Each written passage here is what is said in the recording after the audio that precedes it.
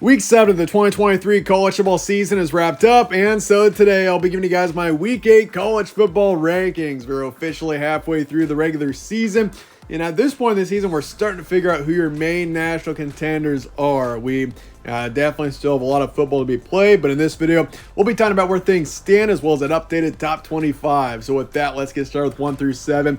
And we've once again got another new number one this week. It was Georgia last week. Now it's back to Michigan. They beat Indiana 52-7. This team is now 7-0 on the season. And Michigan has not played a very difficult schedule to this point in the season. But the way this team has played and how consistent they have been so far, there's just no doubt in my mind right now that this is the top team in the country. You consider their past 7 games, how they've played so far this season. The past 3 games, all conference games, they've scored 45 and then 52 in the last couple of games. And this is a team that has not allowed more than 10 points in any game so far this season. Michigan is the most dominant team in the country so far. I really do believe that. Michigan is truly a team that I think could win it all this season. Down the road, we're going to know a lot more once we get into November when this team takes on Penn State and Ohio State especially. We finally get that first big matchup in the Big Ten East this upcoming week with Ohio State and Penn State, and that's going to really narrow it down to your top 2 teams in the Big Ten East, and we're going to know a lot more after that matchup. But as of now, Michigan, number 1 in the country for sure, and Washington beat Oregon 36-33, incredible game. And the Huskies are, I've said this the past, probably 3-4 weeks now, Washington has been so underrated, and this is a team that obviously huge win over Oregon. I beat them by 3, and I had them at number 3 the past couple of weeks, I think. And they're moving up to number 2. This team looked incredible yesterday. Offensively, they are brutal. And obviously, I do think Washington's got the best offense in the country. Michigan's probably got the best defense in the nation to this point. Georgia, you could argue them as well, but they just allowed 20 to Vanderbilt. So I truly think Michigan is number 1 for defense at this current point. But Washington is a team to not be overlooked. This team, I've said it and I'll say it again, very much a true national title team this season. And speaking of which, with Georgia, though, this is a team that beat Vanderbilt 37-20. But thing is, though, Georgia, they haven't played a very strong schedule so far this season. And you would say, Michigan hasn't played a very strong schedule. But if you look at the scores on both sides, Michigan has been more consistent. They have been more dominant, and it's honestly not even that close. Georgia beat Vanderbilt by 17, but they allowed 20 points in that game to far and away the worst team in the SEC. And you consider the win against Auburn, only beating them by 7, allowed 21 to UAB. Close game against South Carolina for a long time. Their Kentucky win was very impressive, but otherwise this team has just not been quite as dominant as we've seen the past couple of seasons. So I've got Georgia number 3. This team is still a top tier team and very much a national title contender, but in my mind, they are not number 1 right now. Ohio State's number 4. They beat Purdue 41-7. This team continues to get better and better as the weeks go on. And obviously kind of a bumpy start to the season. And I said a few weeks ago, once this team starts to click, watch out. And they have started to click for sure. And obviously Penn State coming up here in week 8 is going to be a huge matchup. But we're going to learn a lot about Ohio State and Penn State, which team is truly a bigger contender. And Ohio State being at home is obviously a big advantage. But still, it's definitely a game that could go either way. But Florida State not far behind either. They beat Syracuse 41-3, 6-0 on the season. At this point, Florida State is the top team in the ACC, but North Carolina, we'll talk more about them in a sec, but they are not far behind at this point.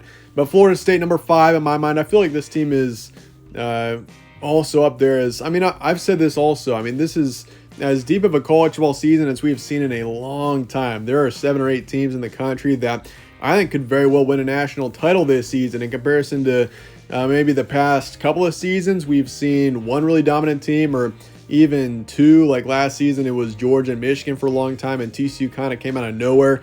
In 2021, it was Georgia especially, and even you could say in 2020 it was completely Alabama.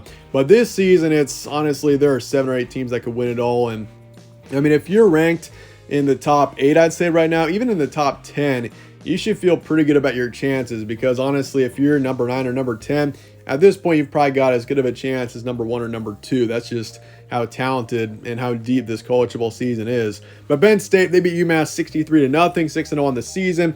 Very much a top 6 team right now, I think. And obviously, this is a huge matchup coming up here in Week 8 when they take on Ohio State. And I mean, if Penn State can win that matchup, they've flown under the radar the past couple of seasons in the Big Ten East because of Ohio State and Michigan, the two teams that have taken all the attention in that division. But for Penn State, what an opportunity for them. If they can beat Ohio State there, that puts them very much further into college football playoff contention. But Oklahoma moving up one position in their bye week, 6-0 on the season. Obviously coming off of their huge win over Texas. The Sooners, after that win, definitely jumped into college football playoff contention as well. But 8 through 14, Oregon's number 8. This team is only moving down one position after their loss to Washington. I feel like Oregon played an incredible game start to finish. Really, I mean, I was so impressed with both teams. And Oregon is just the better team in comparison to the teams that are behind them at this current point. Bo Nix, defensively, I mean, this team went toe-to-toe with the best offense in the country this past weekend. And I know Washington won in the end, but still not a terrible loss for the Ducks. And they're still a contender. Do not count out the Ducks quite yet. They're 5-1 on the season. Texas right behind the Ducks. They had a bye week this past week. Obviously had that disappointing loss to the Sooners. But, I mean, it was such a close loss. You can't count out Texas quite yet. Still such a talented team that I think could...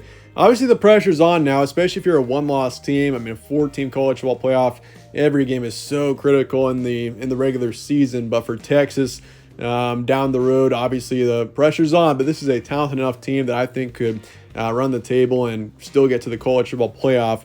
But North Carolina, number 10, beat Miami 41-31. This team has been very impressive the past few weeks, and I've got them jumping up 3 positions because of it.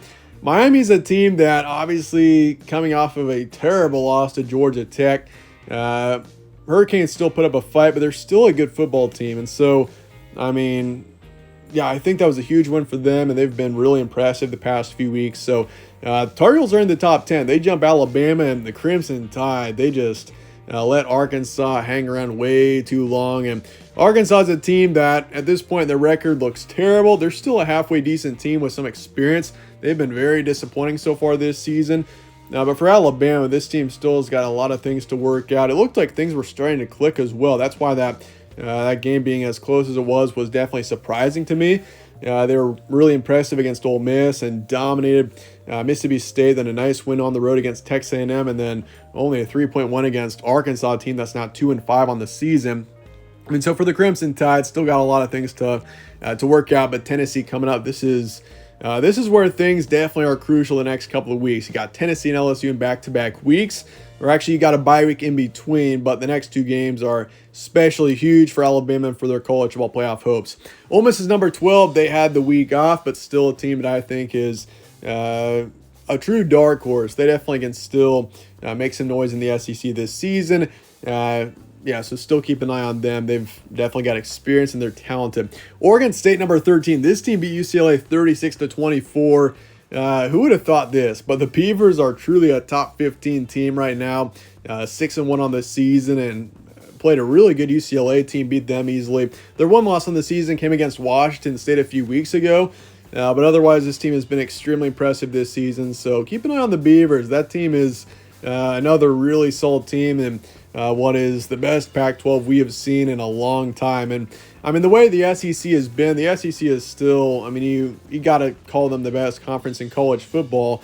But at this point, you could make an argument the Pac-12 is maybe the best conference in the country, which is something I never thought I would say. But I mean, you can make a strong argument for it when you consider Washington and you consider Oregon, you can consider Oregon State, Utah. USC just took a bad loss, but they're still talented. So, I mean, the list goes on. The Pac-12 has been incredible so far this season, and it's definitely a great farewell season for the Pac-12. But LSU not far behind Oregon State at 14. They beat Auburn 48-18. I mean, LSU, while this team was completely degraded in the rankings, I kind of kept them in a somewhat high position. They're 5-2. Obviously, I think they're definitely the best 2-loss team in the country. Still a really talented team that just was on the wrong end of a really tough loss against Ole Miss. Obviously, the Week 1 loss to Florida State was pretty rough, but otherwise, this has been a good football team the past couple of weeks. Beat a really talented Missouri team on the road and just blew out Auburn. So, still keep an eye on LSU. 2 losses. It's going to be tough for them to still make it to the college football playoff, but still a team to keep an eye on. 15-21, Tennessee at 15, beat Texas A&M 20-13. Obviously, a big game coming up for them this upcoming week, taking on Alabama. They're 5-1 on the season. Notre Dame's number 16. They beat USC 48-20. I mean, who would have seen that one coming? I know USC really doesn't play very well in South Bend, but Notre Dame coming off of just a demoralizing loss against Louisville on the road. For them to bounce back like they did and beat USC by 4 touchdowns, it simply is what's great about college football. That's the best way you can describe it. But Notre Dame, number 16 in the country, 6-2 on the season. Still a good football team that just went through a gauntlet of games, 4 straight ranked opponents they just played. But down the stretch, they've got 4 pretty winnable games. Clemson on the road is probably their toughest, but I wouldn't be surprised one bit if Notre Dame finished out the regular season 10-2 and still made it to the nearest 6. Duke is number 17. They beat NC State 24-3. Duke is a team that is really, I mean, that's one of the best teams in the ACC. Definitely a team that I could see maybe being a top 10 team at the end of the season. This team has got Florida State, though. They do have I will say, they've got a really brutal schedule down the stretch. Florida State and Louisville the next 2 games, both on the road. And obviously North Carolina down the road a bit as well on the road. So for Duke, we're really going to learn a lot about this team in the next few weeks. And if this team can win a couple of these big games, Blue Devils definitely a team to keep an eye on down the stretch. Utah's number 18. This team I continue to be a bit conservative on. I've got them at 18, moving up 2 positions this week after beating Cal 34-14. They looked halfway decent this past week, but it's still the injuries for Utah. This team hasn't been very impressive offensively.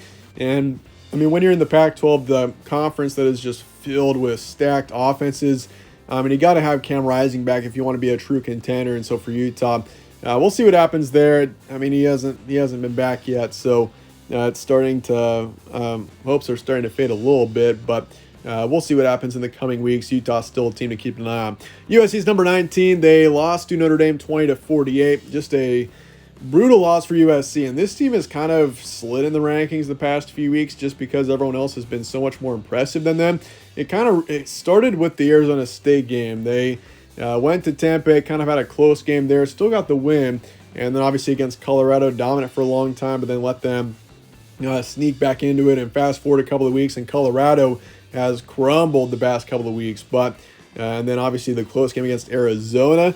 And then so they kept sliding in the rankings. I had them just outside the top 10 last week because of it, because of not looking terribly impressive in comparison to a lot of really, I mean, once again, when the top 10 is as close as it is. And then you lose to Notre Dame by 4 touchdowns, just a terrible loss there. And USC at this point, 6-1 on the season.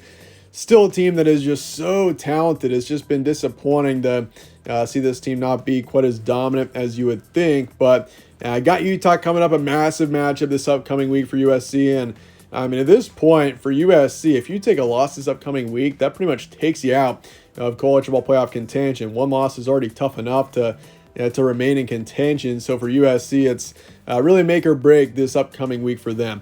Missouri's number 20, beat Kentucky 38-21. Mizzou has been very impressive this season so far. True SEC dark horse, and I don't know if this team will be a big contender at the end of the day, but this team could very well be the second best team in the SEC East right now. And obviously down the road, got South Carolina this week, then a bye, and then Georgia on the road. I mean, the way Georgia's been playing, you never know. Mizzou could go in there and stun the college football world. And can you imagine Missouri beats Georgia in a couple of weeks? And that puts them into college football playoff contention. It might be one of the bigger surprise teams, maybe even bigger than TCU last season. But we can't talk about that quite yet. But Missouri's still a really solid team. Keep an eye on them. Louisville's number 21, lost to Pitt 21-38. Just a really bad loss. I mean, Louisville being a team that just beat Notre Dame last week, you just can't take a loss like that on the road. And, I mean, Pitt is not a good football team this season. So, it really is confusing how they lost that game, especially as bad as it was. But we really don't know what Louisville is at this point. They're 6-1, so they're doing something right. But that was a pretty bad loss this past weekend. And so Going to bump them down 7 positions because of it. 22 through 25, Air Force is on the radar now. This team beat Wyoming 34-27. Pretty solid Wyoming team for that matter as well. They've been pretty good this season, and Air Force is suddenly 6-0. Very much a team that, who knows, could be in contention for that Group of 5 bowl game in the New Year's Six. So Air Force, yeah, keep an eye on them. I mean, the New Year's Six for the Group of 5 team is wide open. Tulane, Air Force, you never know. Even James Madison, keep an eye on them. They're on the outside looking in right now. But Tulane, speaking of which, beat Memphis 31-21. Nice win for them, 5-1 on the season. Their one loss came to Ole Miss, so it wasn't a bad loss on the season. But Tulane obviously got to make a run here down the stretch if they want to be in that New Year's Six. But Iowa's number 24. This team beat Wisconsin 15-6. And you would think out of a Power 5 team that's 6-1 at this current point, probably rank them a bit higher, but Iowa just is a team that offensively is, I mean, they are brutal to watch. I mean, their defense has been impressive this season, but the offense, and then, of course, Cade McNamara out for this season. I mean, that's a big issue for them. But they got it done. It wasn't pretty, but they got it done this past week against Wisconsin, and Iowa's probably your favorite in the Big Ten West right now, but the Hawks 6-1 on the season. Offensively, they got to be a lot better if they want to be a true contender, but defensively, they've been impressive at points this season for sure, and that's kind of what they're relying on at this current point. Florida's 25. This team beat South Carolina 41-39, 5-2 on the season, and honestly, from I'd say 24 down, you just don't have very good football teams. Florida's 5-2. I mean, they're decent, but I mean that wasn't a terribly impressive win against South Carolina, and they've also obviously had a couple of ugly losses as well. But Florida rounds things out, and Arizona, 3-loss Arizona. I've got them as the first team out this week. A 3-loss Pac-12 team you would never see this close to the rankings, but I considered ranking them this week because of how close they have been the past few weeks. I mean, for Arizona being a team that such low expectations, they just blew out Washington State 44-6. I mean, the Cougars are a really good football team and offensively really solid, but Washington State only could score 6 in that game. And you consider how close they kept it against Washington, how close they kept it against USC. I mean, the past 3 weeks, this team has actually been pretty impressive despite going 1-2 since their Stanford win. But Arizona, I wouldn't be surprised if they went on a bit of a run down the stretch. Keep an eye on them. Clemson, number 27, coming off of their bye. James Madison, 28, UCLA, 29, and Washington State at 30. And we lost, or 4 teams dropped out of the rankings this past week. All of them within the bottom 5 with UCLA, Wash State, Kansas, and then Kentucky. But with that, that's going to wrap things up for today. Let me know your thoughts in the comments below on this top 25. And with that, I appreciate you guys all watching as always. Stay tuned for more from All Sports Central. Catch you on the next one.